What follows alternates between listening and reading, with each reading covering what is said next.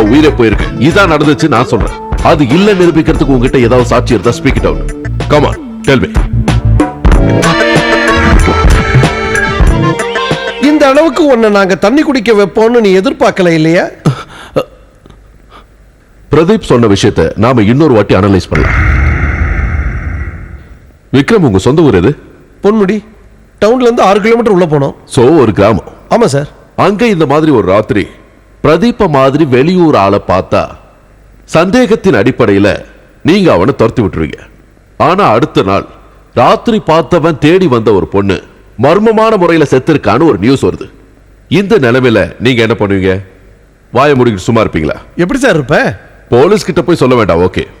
ஆனா ஊர் ஆளுங்கிட்ட அட்லீஸ்ட் கக்கூஸ் போகும்போது பேசுவீங்கல்ல? சந்தேகமே வேண்டாம் சார், நான் கக்கூஸ் போகும்போது அதிகமா பேசுவேன். ரைட்.